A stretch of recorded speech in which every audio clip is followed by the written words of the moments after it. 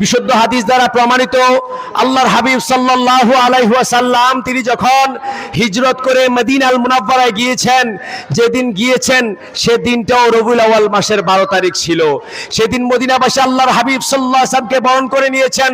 তলাল বাদরু আলাইনা বলে আল্লাহর হাবিব সাল্লাল্লাহু আলাইহি ওয়াসাল্লামের জন্য অপেক্ষার পর অপেক্ষা করেছেন। আল্লাহর হাবিব সাল্লাল্লাহু আলাইহি ওয়াসাল্লামকে বরণ করে নিয়েছেন। রাসূল পাক সাল্লাল্লাহু আলাইহি ওয়াসাল্লামের জন্য যে আনন্দ প্রকাশ করা পাওয়ার যে খুশিটা মদিনাবাসী 12 রবিউল আউয়ালে দেখিয়েছেন, এই বিশুদ্ধ হাদিস মতে আমাদের কার্যক্রমটাও তাদের সাথে আল্লাহ রাব্বুল আলামিন যেন কবুল করে নেন, বলি আমিন। রাসূল পাক সাল্লাল্লাহু আলাইহি সাল্লামের মিলাদ, সিরাত, তার সবকিছুই আমাদের জন্য প্রয়োজনীয়। আমরা বলে থাকি আল্লাহ সুবহানাহু ওয়া তাআলা একটি বছরে 12টি মাস দিয়েছেন। 12টি মাসের মধ্যে আল্লাহর হাবিব সাল্লাল্লাহু আলাইহি ওয়াসাল্লামের সিরাত অর্থাৎ নবুয়তের জিন্দেগি, রাসূল পাক সাল্লাল্লাহু আলাইহি সাল্লামের 40 বছরের যে ওহী নাজিলের মাধ্যমে নবুয়তের কার্যক্রম শুরু হয়েছে ইন্তেকাল পর্যন্ত, এই জিন্দেগিটাই শুধুমাত্র আমাদের জন্য আবশ্যকীয় বিষয় নয়, বরং রাসূল পাক সাল্লাল্লাহু আলাইহি সাল্লামের মিলাদ, রাসূল পাক সাল্লাল্লাহু আলাইহি সাল্লামের সিরাত উভয় বিষয়টাই আমাদের জন্য আবশ্যকীয় একটা বিষয়। আল্লাহর হাবিব সাল্লাল্লাহু আলাইহি সাল্লাম নিজে তার মিলাদ বর্ণনা করেছেন। ইমাম হায়সামি মাজমাউ যাওয়াদের মধ্যে উল্লেখ করেছেন, আম্মা যারা আয়েশা হাদিসটা বর্ণনা করেছেন, তাযাকারা রাসূলুল্লাহি সাল্লাল্লাহু আলাইহি সাল্লাম ওয়া আবু বকর মিলাদাহুমা ইনদি, রাসূল পাক সাল্লাল্লাহু আলাইহি সাল্লাম এবং আমার পিতা আবু বকর দুরা উভয়ে তাদের মিলাদ আমার কাছে বর্ণনা করেছেন। সুতরাং আমরা বলি মিলাদটা হচ্ছে অনুসরণীয়, মিলাদটা হচ্ছে স্মরণীয়, আর রাসূল সাল্লাল্লাহু আলাইহি সাল্লামের সিরাত তথা ওহী নাজিলের পর থেকে ইন্তেকাল পর্যন্ত এই বিষয়টা হচ্ছে পালনীয়। সহিহ আল বুখারীতে একটি হাদিস এসেছে, ওমর বিন আব্দুল আজিজ যাকে ইসলামের পঞ্চম খলিফা বলা হয়, তিনি যখন খেলাফতের মসনদে আসলেন, আসার পরে সকল গভর্নরদের নিকট একটা চিঠি পাঠিয়েছেন, ওয়ানজুরু মা কানা মিন হাদিস রাসূলিল্লাহ সাল্লাল্লাহু আলাইহি ওয়াসাল্লাম ওয়াকতুবহু লিআন্নি খিফতু দুরুসাল ইলমি ওয়া যাহাবাল উলামা ওয়ালিয়াফশু ওয়ালিয়াজলিসু ফাইনাল ইলমা লা ইয়াহলিকু হাত্তা ইয়াকুনা সিররা। তিনি চিঠি পাঠিয়েছেন, বলেছেন গভর্নররা আপনারা আল্লাহর নবীর হাদিসে মুবারাকার প্রতি লক্ষ্য করুন, কেননা আমি আশঙ্কা করতেছি আল্লাহর হাবিব সাল্লাল্লাহু আলাইহি সাল্লামের যে হাদিস শরীফ যারা সংরক্ষণ করেছে তাদের ইন্তেকালের মাধ্যমে রাসূল পাক সাল্লাল্লাহু আলাইহি ওয়াসাল্লামের হাদিসে মুবারাকা আমাদের মাঝ থেকে চলে যাবে। এজন্য আপনারা এই হাদিসগুলোকে লিপিবদ্ধ করেন আর এই মজলিস করে এই হাদিসগুলোর প্রচার করেন। আলহামদুলিল্লাহ, মিলাদুন নবীর উপরে 14টার উপরে অধ্যায় আছে হাদিসের কিতাবসমূহের মধ্যে, আর অসংখ্য হাদিস আছে। এই হাদিসগুলোর প্রচারণা, বৈঠক করে, মজলিস করে, মাহফিল করে, এগুলো সহিহ বুখারী হিসেবে এই হাদিসের অন্তর্ভুক্ত।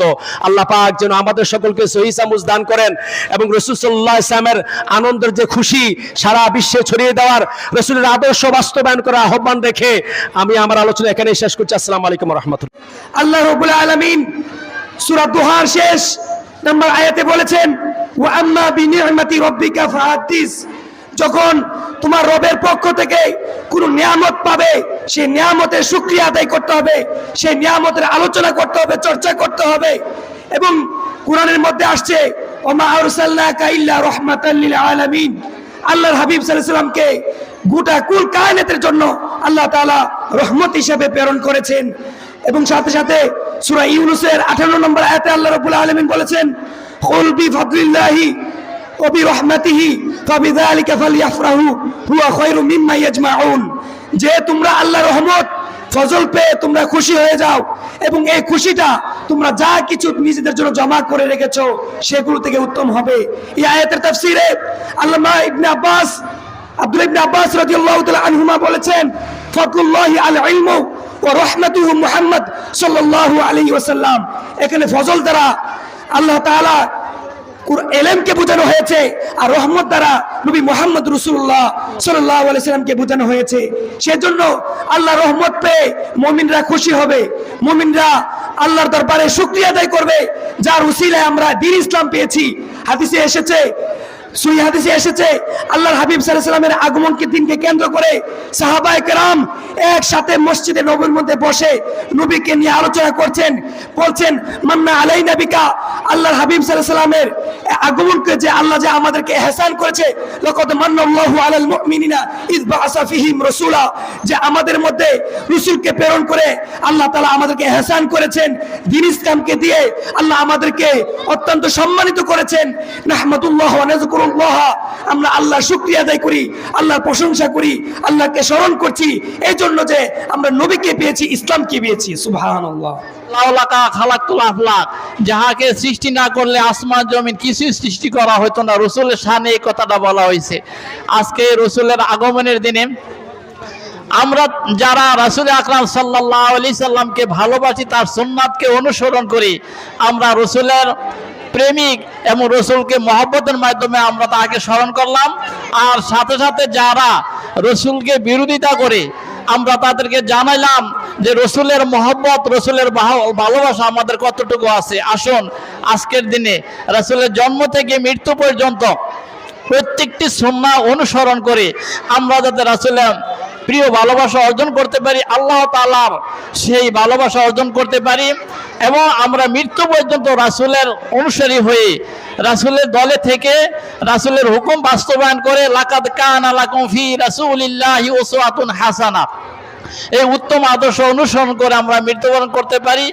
আমরা সেই আকাঙ্ক্ষা রেখেই ঈদে মিলাদুন নবী সাল্লাল্লাহু আলাইহি সাল্লাম উপলক্ষে আয়োজিত এই বর্ণাঢ্য র্যালির অংশগ্রহণকারী সম্মানিত আমার উস্তাদ মাওলানা আবু জামাল হক সাহেব, এই মসজিদের সম্মানিত প্রাপ্ত ইমাম আল আমিন সালিহ সাহেব এবং আজকে উপস্থিত আছেন আমাদের সম্মানিত মাওলানা জামিল হোসেন সাহেব সহ হযরতুল উলামায়ে কেরাম, এই মাদ্রাসার শিক্ষক বৃন্দ, ছাত্র ছাত্রীবৃন্দ, সকলে আমার সালাম গ্রহণ করুন। আসসালামু আলাইকুম ওয়া রাহমাতুল্লাহি ওয়া বারাকাতুহু। আল্লাহ রাসূলকে পেয়ে দুনিয়ার সবাই খুশি হয়েছে। বেজার হয়েছে কয়জন? একজন। কে? ইবলিস। যারা আজকে মিলাদুন নবী উপলক্ষে যারা বেজার মনে করবেন তারা ইবলিসের অংশ, ইবলিসের দলভুক্ত। ঠিক না ঠিক? আমরা খুশি। আল্লাহ বলছে তোমরা হে মুমিনরা, তোমরা যখন আমার পক্ষ থেকে কোনো নিয়ামত পাও ওই নিয়ামতের খুশি হও। ফালিয়াফরাহু, তারা যেন খুশি হয়। আমরা খুশি। খুশি না বাজার? খুশি। যে নবীকে আল্লাহ পাক সৃষ্টি না করলে এই ধরাতলে এই বিশ্ব জাহানে কিছুই সৃষ্টি করতেন না, সেই নবীকে পেয়ে আমরা আজকে সবাই খুশি। এই খুশি যেন আল্লাহ পাক আমাদেরকে পরকালের প্রাপ্ত হিসেবে কবুল করেন। এই খুশিতে যেন আল্লাহ পাক আমাদেরকে নাজাতের ফয়সালা করে দেন। আমিন। রাসূলুল্লাহ সাল্লাল্লাহু আলাইহি ওয়াসাল্লামের বিরুদ্ধে কেউ কটূক্তি করলে আমরা কেউ ঘরে বসে থাকবো না। রাজি আছেন নি? জান জীবন দিতে কে কে প্রস্তুত? হাত তুলেন, হাত তুলেন।